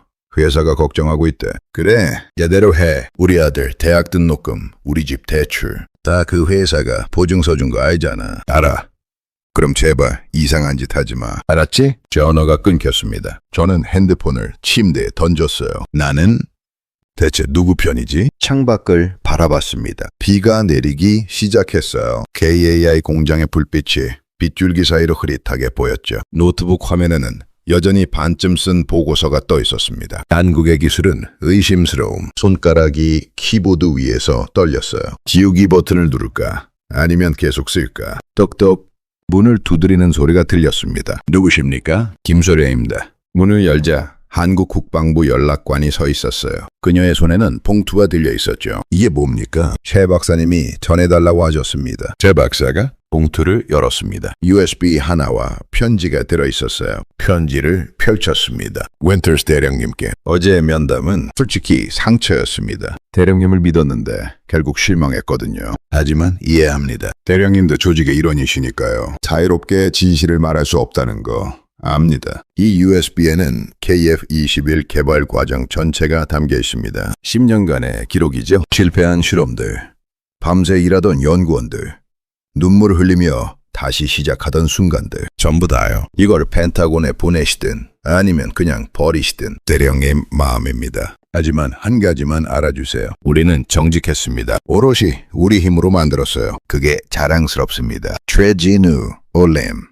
저는 편지를 읽으며 눈시울이 뜨거워지는 걸 느꼈어요. USB를 노트북에 꽂았습니다. 파일들이 쭉 펼쳐졌죠. 첫 번째 영상을 열었습니다. 2015년 5월 한국이 미국에서 거절당하고 돌아온 직후였어요. 회의실에 수십 명의 엔지니어들이 모여 있었습니다. 모두의 얼굴이 굳어 있었죠. 미국이 거절했습니다. 한 임원이 말했어요. 핵심 기술 4가지 전부 안 준답니다. 침묵이 흘렀습니다. 그리고 그럼 우리가 만듭니다. 젊은 최진우가 일어났어요. 10년 전 모습이었죠. 미국이 안 주면 우리가 만드는 겁니다. 더 좋은 걸로요. 어떻게? 기반 기술도 없는데 만들면 됩니다. 하나하나 다요. 최진우의 눈빛에는 불꽃이 타오르고 있었어요. 우리에게 삼성이 있고 LG 있고 현대 있습니다. 대한민국 전체의 힘을 모으면 됩니다. 다음 영상들이 이어졌습니다. 밤낮 없이 실험하는 모습들, 실패하고 또 실패하는 장면들, 그럼에도 포기하지 않고 다시 시작하는 사람들. 한 영상에서 최진우가 연구실 바닥에 주저앉아 울고 있었어요. 안 돼. 또 실패. 동료가 다가와 그의 어깨를 두드렸습니다. 진우야, 쉬엄쉬엄 해. 너 사흘째 앉았잖아. 쉴 시간 없어. 미국은 지금도 앞서가고 있는데 그래도 몸 상하면 어떡해. 상관없어. 최진우가 고개를 들었어요. 눈은 충혈돼 있었지만 눈빛만은 살아있었죠. 난 증명하고 싶어. 우리도 할 수 있다는 걸요. 저는 그 영상을 보며 눈물이 흘러내리는 걸 막을 수 없었습니다. 다음 영상은 2020년이었어요. 첫 시제기가 완성된 날이었죠. 경납고 안 완성된 KF-21 앞에 수백 명의 연구원들이 모여 있었습니다. 모두가 울고 있었어요. 기쁨의 눈물이었죠. 우리가 해냈어. 최진우가 기체를 쓰다듬으며 주물거렸습니다. 미국이 불가능하다고 했던 걸 우리가 해냈다고. 동료들이 그를 끌어안았어요. 모두가 함께 울었죠. 저는 노트북 화면을 보며 주먹을 쥐었습니다. 손톱이 손바닥을 파고들었어요. 나는 뭘 한 거지? 10년 전 저는 이 사람들을 비웃었습니다. 불가능하다고 단정했죠. 그리고 지금도 펜타곤의 압력 때문에 이들을 의심하고 있었습니다. 마지막 영상을 열었습니다. 어제 촬영된 것이었어요. 최진우가 카메라를 보며 말하고 있었죠. 윈터스 대령님, 이 영상을 보고 계시다면 감사합니다. 저는 대령님을 원망하지 않습니다. 대령님도 어쩔 수 없다는 거 알아요. 하지만 한 가지만 기억해 주세요. 최진우의 눈빛이 진지했어요. 우리는 정직했습니다. 땀 흘려 일했고 실패를 딛고 일어섰어요. 그렇게 10년을 버텼습니다. 이게 우리의 자랑입니다. 누구도 빼앗을 수 없는요. 영상이 끝났습니다. 저는 노트북을 덮고 창밖을 바라봤어요. 비는 더 세차게 내리고 있었죠. 보고서가 화면에 떠 있었습니다. 한국의 기술은 의심스러움. 저는 천천히 키보드에 손을 올렸어요. 그리고 전부 지워버렸습니다. 안 돼. 중얼거렸습니다. 이건 거짓말이야. 하지만 새로운 보고서를 쓸 용기도 없었어요. 진실을 쓰면 제 미래가 없어지니까요. 저는 그날 밤 아무것도 쓸 수 없었습니다. 진실과 거짓 사이에서, 양심과 생존 사이에서 완전히 무너져 내렸으니까요. 새벽 3시, 저는 여전히 빈 보고서 화면 앞에 앉아 있었습니다. 한 글자도 쓰지 못한 채로요. 창밖비는 멈췄지만 제 마음속 폭풍은 계속되고 있었어요. 책상 위에는 최 박사의 USB가 놓여 있었습니다. 그 안에 담긴 10년의 기록들이 제 양심을 짓누르고 있었죠. 제임스, 저는 스스로에게 물었습니다. 너는 누구냐? 너는 대체 무엇을 위해 40년을 군복 입었냐? 대답이 없었어요. 핸드폰을 들었습니다. 펜타곤에서 온 문자가 쌓여 있었죠. 보고서 언제 보내나? 메디스, 빨리 증거 찾아. 시간 없어. 코원, 윈터스, 자네 뭐 하는 건가? 맥클로이. 그리고 마지막 문자. 때대로 안 하면 모든 것 잃는다. 알지? 톰 웨버. 저는 핸드폰을 침대에 던졌습니다. 일어나서 화장실로 갔어요. 거울 속 제 모습을 봤습니다. 헝클어진 머리, 충혈된 눈, 수염도 제대로 못 깎은 얼굴. 난 비겁한 놈이야. 거울 속 제 자신에게 말했습니다. 진실을 알면서도 거짓말하려고 하잖아. 왜? 돈 때문에? 미래 때문에? 눈물이 흘러내렸어요. 40년 군 생활에서 처음 흘리는 눈물이었습니다. 명예. 중얼거렸어요. 나는 명예를 위해 군인이 됐다고 했어요. 조국을 위해, 진실을 위해 싸운다고 했지. 거울을 주먹으로 쳤습니다. 손에서 피가 났지만 아프지 않았어요. 근데 지금 뭐하고 있어? 돈 때문에 진실을 왜곡하려고 하잖아. 주저앉았습니다. 화장실 바닥에 털썩 앉아서 울었어요. 40년 쌓아온 자존심이 무너지는 소리가 들렸습니다. 한참을 그렇게 있다가 침대로 돌아왔어요. 책상 서랍을 열었습니다. 거기에는 오래된 사진 한 장이 있었죠. 20대 때의 제 모습이었어요. 웨스트포인트 졸업식 날이었죠. 군복을 처음 입고 경례하던 날이었습니다. 그때 저는 맹세했었어요. 나는 진실을 위해 싸우겠다. 정의를 위해 헌신하겠다. 사진 속 젊은 제임스 윈터스가 저를 바라보고 있었습니다. 그 눈빛은 맑았어요. 순수했죠. 미안해. 사진에 대고 말했습니다. 너를 배신했어. 노트북을 다시 열었습니다. 최 박사의 영상들을 다시 재생했어요. 2016년 첫 실험 실패 장면. 안 돼요. 레이더가 작동을 안 해. 다시 해. 처음부터 다시. 2017년 예산 삭감 통보. 국회에서 예산 깎았습니다. 30%요? 그럼 우리가 30% 더 효율적으로 일하면 되죠. 2018년 핵심 연구원 사망 소식. 김 박사님이 과로로 쓰러지셨습니다. 계속합니다. 김 박사님이 원하시던 거니까요. 2019년 또 다른 실패. 273번째 실패입니다. 그럼 274번 하면 되죠. 포기는 없습니다. 그들은 포기하지 않았어요. 단 한 번도요. 예산이 비웃어도, 미국이 무시해도, 실패가 계속돼도 그들은 일어섰습니다. 다시, 또다시요. 저는 영상을 보며 깨달았어요. 진짜 용기는 이거구나. 불가능해 보여도 계속 도전하는 것. 세상이 비웃어도 자신의 길을 가는 것. 실패해도 다시 일어서는 것. 그게 진짜 용기였습니다. 그리고 저는 그 용기가 없었어요. 진실을 말할 용기조차 없었죠. 새벽 4시가 됐습니다. 저는 천천히 일어났어요. 세수를 했습니다. 거울을 다시 봤죠. 제임스 윈터스. 스스로에게 말했습니다. 너는 지금 선택해야 해. 비겁한 늙은이로 남을 건지 아니면 마지막으로 한 번이라도 용기 있는 군인이 될 건지. 심호흡을 했어요. 깊게 천천히요. 그리고 결심했습니다. 노트북 앞에 앉았습니다. 새 문서를 열었어요. 손가락이 키보드 위에 놓였습니다. 떨렸지만 멈추지 않았어요. 대한민국 KF-21 보람에 관한 최종 보고서. 작성자 제임스 윈터스 대령. 원인은 40년 군 경력의 모든 명예를 걸고 다음과 같이 보고합니다. 타자가 계속됐어요. 한국의 KF-21 기술은 완전한 독자 개발입니다. 어떠한 기술 유출이나 불법 적 방법도 사용되지 않았습니다. 한국은 10년 동안 밤낮 없이 연구하여 미국이 30년 걸려 개발한 기술을 뛰어넘었습니다. 특히 양자 레이더와 레이저 무기 시스템은 현존하는 어떤 전투기보다 우수합니다. 이는 미국 방산 산업에 심각한 위협이 될 것입니다. 하지만 이것이 진실입니다. 손이 떨렸어요. 하지만 멈추지 않았습니다. 원인은 다음과 같이 건의합니다. 첫째, 한국의 기술을 인정하고 존중해야 합니다. 둘째, 한국과의 진정한 기술 협력 관계를 구축해야 합니다. 셋째, 미국은 오만을 버리고 겸손하게 배워야 합니다. 마지막 문장을 쓸 때 눈물이 흘러내렸어요. 본인은 10년 전 한국을 비웃었습니다. 그것이 본인 인생 최대의 과오였습니다. 한국은 우리의 비웃음을 연료 삼아 불가능을 현실로 만들었습니다. 이제 우리가 배울 차례입니다. 제임스 윈터스 미 태평양사령부 전략기획관 보고서를 완성했습니다. 손가락이 전송 버튼 위에 놓였어요. 누르는 순간 제 미래는 끝날 겁니다. 퇴직금도 자문료도 모든 게 사라지겠죠. 하지만 이게 옳은 거야. 중얼거렸습니다. 그리고 버튼을 눌렀습니다. 전송 완료. 화면에 메시지가 떴어요. 저는 노트북을 덮고 창밖을 바라봤습니다. 봉이 트고 있었어요. 어둠이 물러가고 빛이 찾아오고 있었죠. 제 인생에서 가장 긴 밤이 끝나고 있었습니다. 이제 됐어. 핸드폰이 미친 듯이 울리기 시작했어요. 펜타곤에서, 락히드 마틴에서, 맥클로이에게서.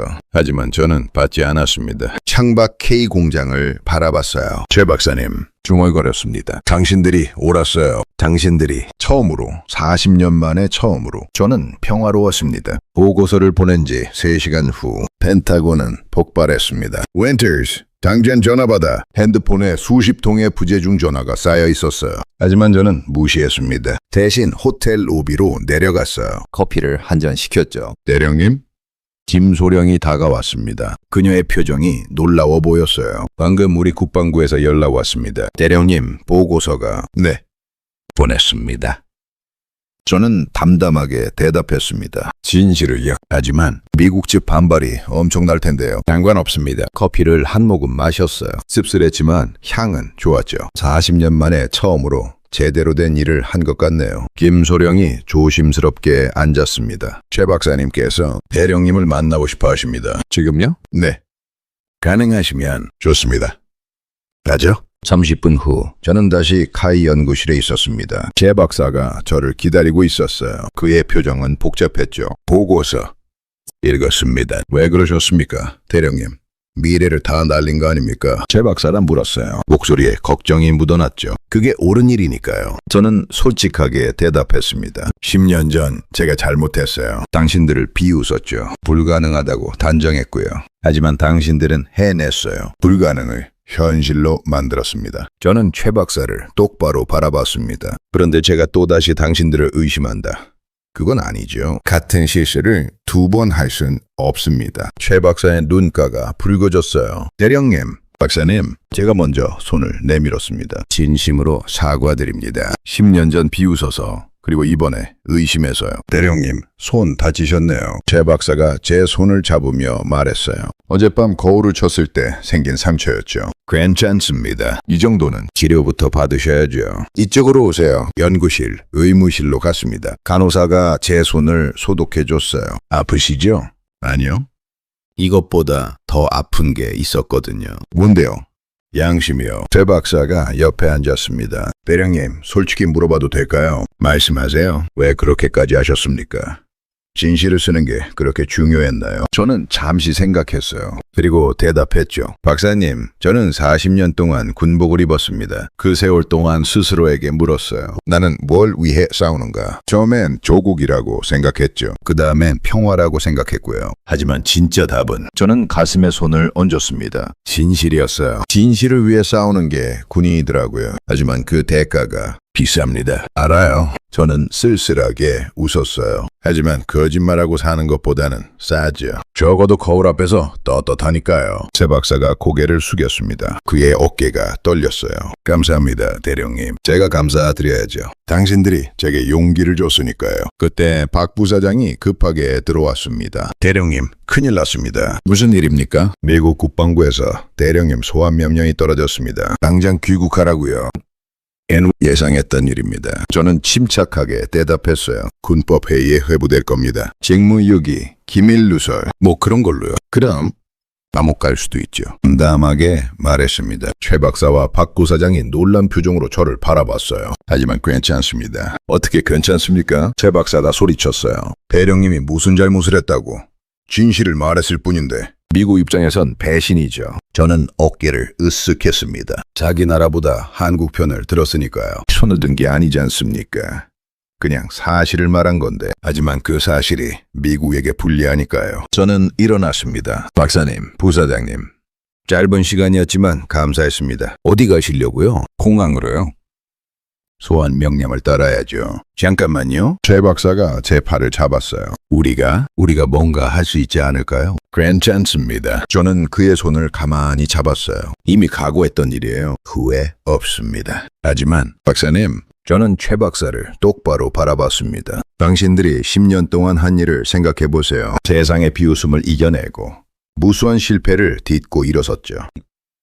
저는 겨우 하룻밤을 버텼을 뿐입니다. 그 정도도 못 버티면 부끄럽죠. 최 박사의 눈에서 눈물이 흘러내렸어요. 대령님, 영웅입니다. 아닙니다. 저는 고개를 저었어요. 영웅은 당신들이에요. 저는 그냥 늦게나마 제 할 일을 한 것뿐입니다. 공항으로 가는 차 안, 김소령이 운전을 했어요. 백미러로 제 얼굴을 보더니 조심스럽게 물었습니다. 대령님, 무섭지 않으세요? 무섭죠. 솔직하게 대답했습니다. 군법 회의도 무섭고 감옥도 무섭고 모든 걸 잃는 것도 무섭습니다. 그런데도 하지만 더 무서운 게 있어요. 뭔데요?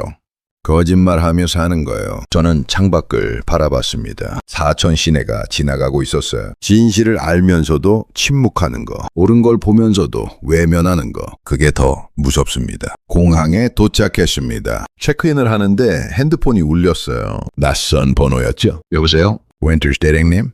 낯선 목소리였어요. 하지만 익숙한 억양이었죠. 저는 한국 국방부 장관 이준석입니다. 장관님? 대령님의 보고서 읽었습니다. 용기 있는 결정이었어요. 감사합니다. 대령님, 만약 미국에서 대령님을 버린다면. 장관이 잠시 멈췄습니다. 한국이 대령님을 환영하겠습니다. 저는 숨이 멎는 것 같았어요. 대한민국 국방부 고문으로 모시고 싶습니다. 생각해 보시겠습니까? 장관님, 저는 서두르지 마세요. 천천히 생각하십시오. 하지만 기억하세요. 장관의 목소리가 따뜻했어요. 진실을 말한 사람은 절대 혼자가 아닙니다. 전화가 끊겼습니다. 저는 핸드폰을 내려놓고 하늘을 바라봤어요. 진실을 말한 사람은 절대 혼자가 아니다. 가슴이 뜨거워졌습니다. 탑승 게이트로 걸어가면서 저는 확신했어요. 제가 옳은 선택을 했다고요. 워싱턴 DC 펜타곤 지하 3층 군법 회의실. 일주일 후 저는 그곳에 서 있었습니다. 제임스 윈터스 대령. 당신은 직무유기, 기밀누설, 그리고 국익훼손 혐의로 기소됐습니다. 재판장이 냉정하게 말했어요. 30여 명의 장성들이 저를 내려다보고 있었죠. 변호할 말이 있습니까? 있습니다. 저는 똑바로 섰습니다. 군복에서 계급장은 이미 떼어진 상태였어요. 저는 진실을 보고했을 뿐입니다. 진실?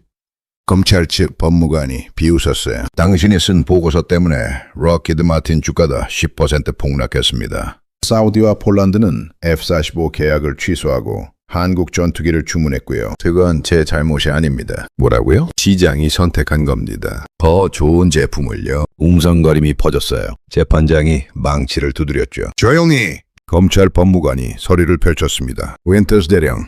당신은 록히드 마틴으로부터 퇴직 후 자문료로 연간 50만 달러를 받기로 되어 있었습니다. 그걸 포기하고 한국 편을 든 이유가 뭡니까? 한국 편을 든 게 아닙니다. 저는 단호하게 말했어요. 진실 편을 들었습니다.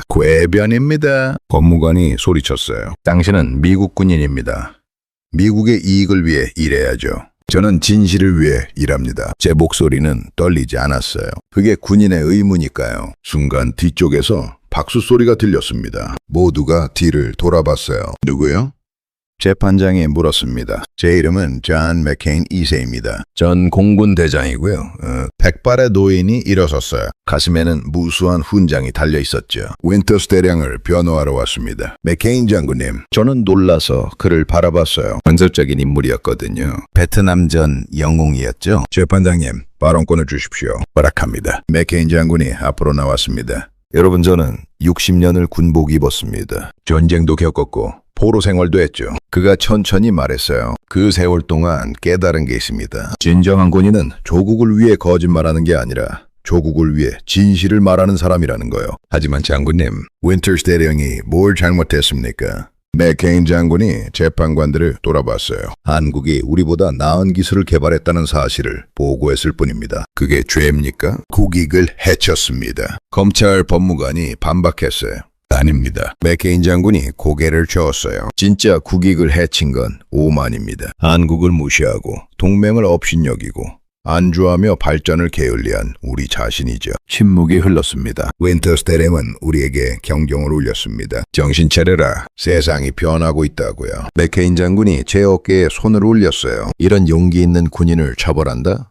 그럼 미군은 끝입니다. 재판장이 한숨을 쉬었습니다. 장군님 말씀은 이해합니다. 하지만 절차는 그때 문이 열렸어요. 잠깐! 한 남성이 급히 들어왔습니다. 정장을 입은 중년 남성이었어요. 저는 상원 국방위원회 소속 마크 워너 의원입니다. 의원님, 군법회의 중인데 알고 있습니다. 하지만 이건 꼭 전해야 해서요. 워너 의원이 서류 뭉치를 내밀었습니다. 방금 긴급 여론조사 결과가 나왔습니다. 윈터스 대령의 보고서를 읽은 미국 국민 73%가 그의 행동을 지지한다고 답했어요. 뭐라고요? 국민들은 윈터스 대령을 영웅이라고 부릅니다. 진실을 말한 용기 있는 군인이라고요. 워너 의원이 재판관들을 돌아봤어요. 여러분, 이 사람을 처벌하면 미군 전체의 명예가 추락합니다. 국민이 원하는 건 정의지, 보복이 아닙니다. 재판장이 다른 재판관들과 눈빛을 나눴어요. 잠시 휴장하겠습니다. 1시간 후 재판관들이 돌아왔습니다. 피고인 제임스 윈터스 대령. 네. 본 재판부는 다음과 같이 판결합니다. 저는 숨을 참았어요. 피고인은 무죄. 네? 다만 조기 전역을 권고합니다. 명예 전역으로요. 재판장이 망치를 두드렸어요. 윈터스 대령, 당신은 40년간 헌신했습니다. 이 합중국은 당신에게 감사합니다. 저는 믿을 수가 없었어요. 무죄? 명예 전역? 재판장님, 윈터스 대령. 재판장이 처음으로 미소 지었어요. 때로는 진실을 말하는 게 가장 애국적인 행동입니다. 당신이 그걸 증명했어요. 법정은 나서는데 복도에 수십 명의 기자들이 몰려 있었습니다. 대령님, 한마디만. 한국에 대해 어떻게 생각하십니까? 앞으로 계획은 뭡니까? 저는 마이크 앞에 섰어요. 저는 10년 전 큰 실수를 했습니다. 한국을 무시했죠. 기자들이 조용해졌어요.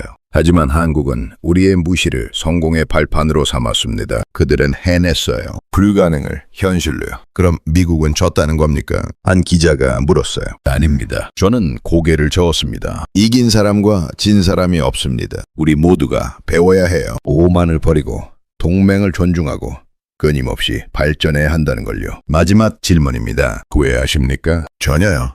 저는 확신에 차서 대답했습니다. 처음으로 제대로 된 일을 한 것 같습니다. 그날 밤 호텔방에서 뉴스를 봤어요. 윈터스 대령 진실의 증인으로 국민 영웅 등급, 락히드 마틴 주가 추가하라, N국 KF-21 수출 문의 쇄도, 펜타곤 자체 전투기 개발 전면 재검토 발표. 핸드폰이 울렸습니다. 한국에서 온 전화였어요. 대령님, 저 최진우입니다. 박사님, 판결 소식 들었어요. 축하드립니다. 감사합니다. 그리고 한국 국방부 고문 제안 아직 유효합니다. 생각해 보셨어요? 저는 창밖을 바라봤어요. 워싱턴의 야경이 펼쳐져 있었죠. 40년을 보낸 이 도시. 하지만 이제는 새로운 시작이 필요했습니다. 박사님, 네 대령님. 제가 한국에서 배울 게 많을 것 같습니다. 가겠습니다. 전화 너머로 환호성이 들렸어요. 저는 미소 지었습니다. 인생의 마지막 챕터. 그건 한국에서 쓰게 될 것 같았습니다. 6개월 후. 사천 가이 본사 옥상. 저는 난간에 기대어 서 있었습니다. 석양이 지고 있었어요. 활주로에서는 KF-21 2대가 이륙 준비를 하고 있었죠. 폴란드 공군에 인도될 기체들이었습니다. 대령님, 여기 계셨군요. 새 박사가 다가왔어요. 그의 손에는 커피 2잔이 들려 있었죠. 감사합니다. 커피를 받아 한 모금 마셨습니다. 따뜻했어요. 내일이면 사우디 대표단이 온다면서요. 네. 추가로 50배 더 주문하겠답니다. 최 박사가 자랑스럽게 말했어요. 대령님 덕분이에요. 대령님 보고서가 세계에 알려지면서 KF-21이 인정받기 시작했거든요. 아닙니다. 원래 훌륭한 기술이었어요. 제가 뭘 한 게 아니라 겸손은 미덕이지만 너무 겸손하면 거짓말이 됩니다. 최 박사가 웃었어요. 대령님이 용기 내지 않았으면 세상은 여전히 우리 의심했을 겁니다. 활주로에서 KF-21이 이륙했습니다. 엔진 소리가 하늘을 가득 채웠어요. 저는 그 광경을 보며 가슴이 벅차올랐습니다. 박사님, 네? 10년 전 그날 기억나세요? 워싱턴에서. 어떻게 있겠습니까? 최 박사의 표정이 진지해졌어요. 제가 우리에게 삼성이 있다고 외쳤을 때 대령님이 비웃으셨죠. 미안합니다. 정말로요? 아니에요.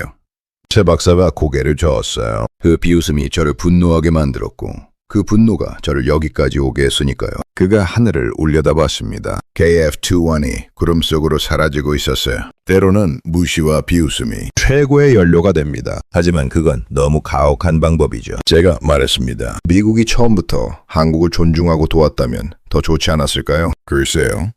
최 박사가 고개를 갸우뚱했어요. 만약 미국이 기술을 줬다면 우린 거기에 안주했을 겁니다. 미국 기술을 따라하는데 만족했겠죠. 그런데 안 줘서 어쩔 수 없이 우리가 만들어야 했고 그 과정에서 미국보다 더 나은 걸 개발하게 됐어요. 그가 저를 바라봤습니다. 아이러니하죠? 미국의 거절이 한국을 더 강하게 만든 겁니다. 저는 씁쓸하게 웃었어요. 미국 입장에선 최악의 선택이었네요. 네. 하지만 한국 입장에선 최고의 선물이었죠. 문이 열리며 박 부사장이 나왔습니다. 대령님, 손님이 오셨습니다. 손님이요? 네. 미국에서요. 저는 고개를 갸우뚱하며 회의실로 갔습니다. 그곳에는 익숙한 얼굴이 앉아 있었어요. 맥클로이? 오랜만이야, 윈터스. 제 오랜 동료 맥클로이가 일어났습니다. 그의 표정은 복잡했어요. 여기는 어쩐 일이야? 사과하러 왔어. 뭐? 자네 말이 맞았어. 맥클로이가 한숨을 쉬었습니다. 한국은 정말로 대단한 일을 해냈더군. 내가 오만했어. 미안해. 저는 그의 손을 잡았어요. 됐어. 나도 똑같았으니까. 그리고 맥클로이가 서류를 꺼냈습니다. 펜타곤에서 공식 요청해 왔어. 한국과 공동 연구 개발을 하고 싶대. 차세대 전투기를요. 정말? 이제 미국도 깨달았어. 혼자서는 안 된다는 걸. 동맹과 함께 가야 한다는 걸요. 저는 최 박사를 바라봤어요. 그가 미소 지으며 고개를 끄덕였죠. 좋습니다. 함께하죠. 그날 저녁 저는 사천 앞바다를 걸었습니다. 파도 소리가 들렸어요. 하늘에는 별이 쏟아지고 있었죠. 핸드폰에 문자가 왔습니다. 아내에게서였어요. 여보, 한국 생활 어때? 나도 곧 갈게. 아들도 한국에서 유학하고 싶대. 당신이 자랑스럽다고 말해줘. 저는 미소 지으며 답장을 보냈습니다. 나도 너희들이 자랑스러워. 곧 보자. 멀리서 엔진 소리가 들렸어요. 고개를 들어보니 KF-21 한 대가 야간 훈련 중이었습니다. 달빛을 받으며 날아가는 그 모습은 마치 은빛 독수리 같았어요. 10년 전 우리는 한국에게 말했죠. 너희는 할 수 없다. 하지만 한국은 대답했습니다. 말로가 아니라 행동으로요. 우리는 할 수 있다. 그리고 해낼 것이다. 그들은 약속을 지켰어요. 밤낮 없이 일했고 실패를 딛고 일어섰고 마침내 세계를 놀라게 했죠. 저는 하늘을 나는 KF-21을 보며 생각했습니다. 이제 시작이야. 한국은 더 이상 따라가는 나라가 아니었어요. 이제 한국이 길을 만들고 있었습니다. 그리고 세계가 그 길을 따라오고 있었죠. 1950년 6.25 전쟁 당시 대한민국 공군이 가진 건 연락기 10대가 전부였습니다. 조종사들은 수류탄을 손에 들고 창문 밖으로 던지며 싸웠어요. 그렇게 가난하고 초라했던 나라가 75년 만에 세계 최강 미국의 전투기를 뛰어넘는 날개를 만들었습니다. 윈터스 대령님. 뒤에서 목소리가 들렸어요. 젊은 한국 공군 조종사였습니다. 내일 제가 KF-21 시험 비행합니다. 같이 타시겠어요? 나를? 네. 대령님도 조종사 출신이시잖아요. 직접 조종해보시는 게 어때요? 저는 잠시 망설였습니다. 그리고 미소 지었어요. 좋아. 가보자고. 다음날 아침 저는 KF-21 조종석에 앉아 있었습니다. 캐노피가 닫혔어요. 엔진이 시동을 걸었죠. 타워. 이쪽은 보람의 1. 이륙 준비 완료. 보람의 1. 이륙 허가. 좋은 비행 되십시오. 스로틀을 밀었습니다. KF-21이 활주로를 달리기 시작했어요. 점점 빨라지고 그리고 이륙. 기체가 하늘로 솟구쳤습니다. 아래로 사천 시내가 보였어요. KAI 공장이 연구실이 그 안에서 일하는 사람들이 보였죠. 10년 전 비웃음을 받았던 사람들.